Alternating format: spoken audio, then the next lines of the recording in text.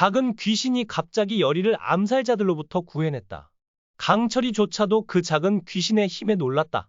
복면자들의 날카로운 칼날이 여리를 향해 번쩍이는 그 순간 아무도 예상치 못한 기적이 일어났다. 야광귀, 그 작고 귀여운 작은 갑자기 나타나 여리를 구했다.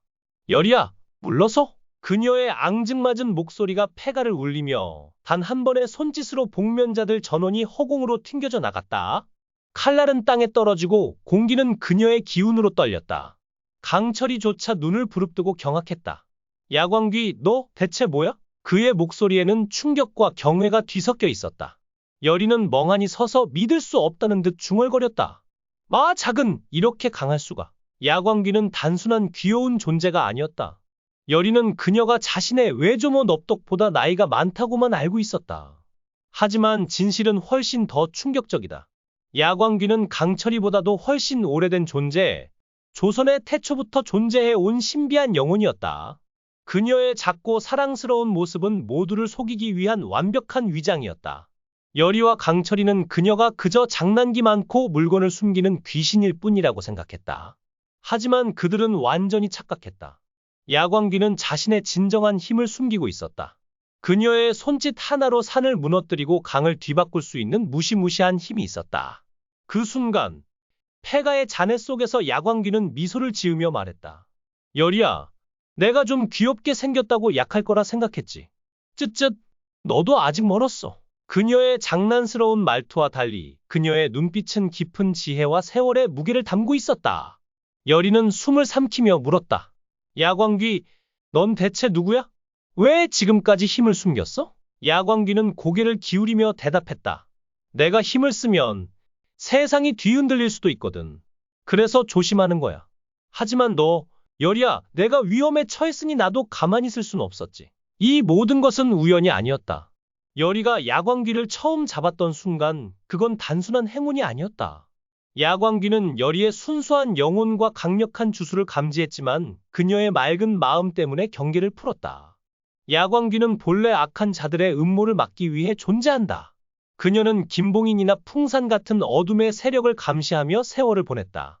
하지만 여리는 달랐다. 그녀의 영혼은 빛처럼 투명했고 야광귀는 그녀를 적이 아니라 동료로 보았다. 너 나쁜 애 아니야.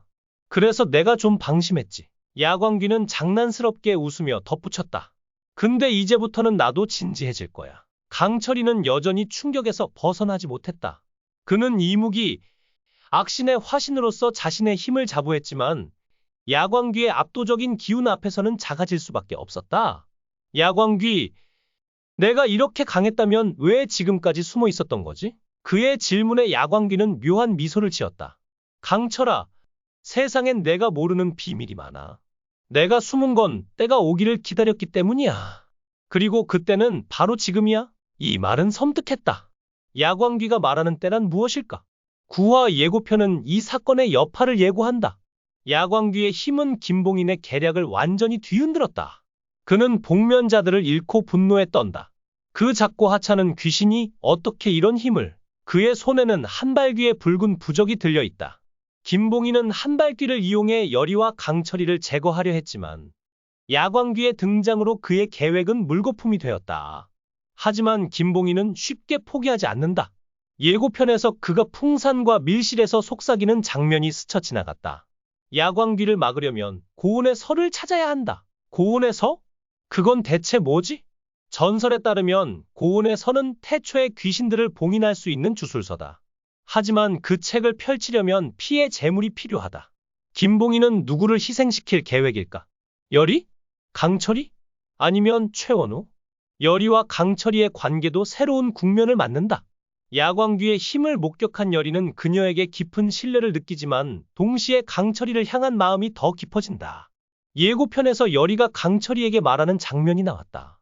강철아, 내가 곁에 있으니까 나도 더 강해질 수 있어. 강철이는 그녀의 손을 잡으며 답한다. 여리야, 내가 너를 지킬 거야.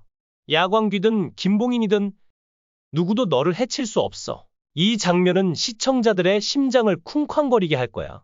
하지만 강철이의 마음은 흔들린다. 야광귀의 힘을 본 그는 자신의 이무기 본능이 과연 여리를 지킬 수 있을지 의문이 든다.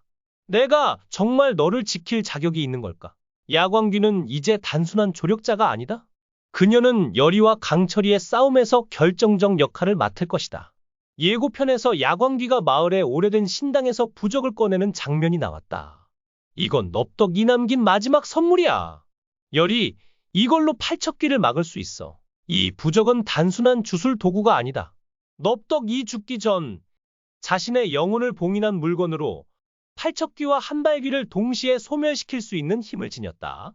하지만 그 힘을 사용하려면 열이의 피가 필요하다. 열이는 이 위험한 선택을 감수할까? 신당 안. 열이는 부적을 손에 쥐고 떨리는 숨을 내쉰다. 야광귀, 이 부적이 정말 저주를 끝낼 수 있는 거지? 그녀의 목소리에는 두려움과 결심이 뒤섞여 있다. 야광귀는 미소를 지으며 답한다. 열이야, 이 부적은 널떡의 영혼이 깃든 거야. 하지만 그 힘은 내 피와 내 의지에 달렸어. 넌 준비됐어? 강철이는 그녀의 곁에서 이를 악문다. 열이, 내 피를 바치는 건 너무 위험해. 다른 방법을 찾아야 해. 하지만 열이는 고개를 젓는다. 강철아, 이건 내가 해야 할 일이야. 널떡의 피가 내 안에 흐르고 이 저주는 내가 끝내야 해. 그녀의 단호한 눈빛은 강철이의 심장을 찌른다. 이 순간 두 사람의 사랑은 시험대에 오른다. 강철이는 열이를 지키고 싶지만 그녀의 결정을 막을 수 있을까? 하지만 이 모든 것은 김봉인의 손바닥 위에서 놀아나는 것일지도 모른다. 영의정 김봉인은 고온의 설을 손에 넣기 위해 어둠의 주술을 준비하고 있다. 예고편에서 그가 피로 물든 제단 앞에서 속삭이는 장면이 스쳐 지나갔다. 야광귀가 부적을 꺼냈다면 이제 때가 왔다. 열이의 피는 내 칼이 될 것이다. 그의 음흉한 미소는 섬뜩하다. 김봉인은 한발귀와 팔척귀를 조종하며 열이를 함정으로 유인하고 있다. 그는 열이의 피가 부적을 깨우는 순간 그 힘을 빼앗아 궁궐을 장악하려 한다. 하지만 그는 몰랐다. 야광귀가 단순한 귀신이 아니라는 것을. 그녀는 조선의 태초부터 존재해 온 영혼, 김봉인의 주술 따위로는 꺾을 수 없는 존재다. 구화의 긴장감은 신당에서 폭발한다. 열이는 부적을 들고 주술을 시작한다. 그녀의 손에서 피가 떨어지고 부적에서 뿜어져 나온 빛이 신당을 감싼다. 한발귀와 팔척귀가 동시에 나타난다. 그들의 울부짖음은 하늘을 찢고 신당의 기둥이 무너지기 시작한다. 열이, 내 피로도 우리를 막을 수 없다. 한발귀의 분노가 폭풍처럼 몰아친다. 강철이는 열이를 지키기 위해 회오리를 불러일으키지만 팔척귀의 어둠은 그의 힘을 삼켜버릴 듯하다. 그 순간 야광귀가 앞으로 나선다. 이제 내 차례야. 그녀의 작은 몸에서 터져나온 빛은 태양처럼 눈부시다. 그녀는 손을 뻗어 한발귀의 영혼을 붙잡고 그의 고통을 어루만진다. 너의 원한 내가 풀어줄게. 야광귀의 목소리는 부드럽지만 강렬하다. 하지만 이 싸움은 쉽게 끝나지 않는다. 김봉인의 부하들이 신당을 포위한다. 그들의 손에는 고온의 서에서 나온 검은 부적이 들려있다. 열이, 내 피를 바쳐라. 그러면 이 저주는 끝난다. 그들의 외침은 거짓이다. 김봉인은 열이의 피를 이용해 팔척귀를 완전히 부활시키려 한다. 강철이는 분노로 이를 갈며 검을 휘두른다. 김봉인, 내 계략은 여기서 끝이다. 하지만 부하들의 수가 너무 많다. 강철이조차 점점 지쳐간다. 열이는 절망 속에서 결심한다. 야광귀, 부적을 깨워? 내 피로도 괜찮아? 그녀의 손에서 흘러내린 피가 부적에 스며들고 신당이 거대한 빛으로 뒤덮인다. 그 순간 충격적인 반전이 펼쳐진다. 부적의 힘이 깨어나며 널떡의 영혼이 나타난다. 열이야, 내 피는 저주를 풀었지만 이 싸움은 아직 끝나지 않았다. 널떡의 목소리는 신당을 울린다. 그녀는 야광귀를 바라보며 말한다. 너 이제 때가 됐어. 내 진짜 힘을 보여줘. 야광귀는 고개를 끄덕이고 그녀의 몸이 거대한 빛으로 변한다. 그녀의 진정한 모습은 작고 귀여운 귀신이 아니다. 그녀는 조선의 수호령, 하늘과 땅을 잇는 영혼의 화신이다. 그녀의 손짓 하나에 팔척귀와 한발귀가 비명을 지르며 소멸되기 시작한다. 하지만 이 힘은 신당을 무너뜨리고 열이와 강철이를 위험에 빠뜨린다. 열이와 강철이의 사랑도 시험대에 오른다. 예고편에서 열이가 강철이에게 묻는다. 강철아, 내가 사라지면 넌 날 잊을 거야. 강철이는 그녀를 끌어안으며 답한다. 너 없인 나도 없어. 이 장면은 구화의 감정적 클라이맥스가 될 거야. 하지만 강철이는 깨닫는다. 여리를 지키려면 그는 자신의 이목이 힘을 포기해야 할지도 모른다. 승천의 꿈과 여리, 그는 무엇을 선택할까?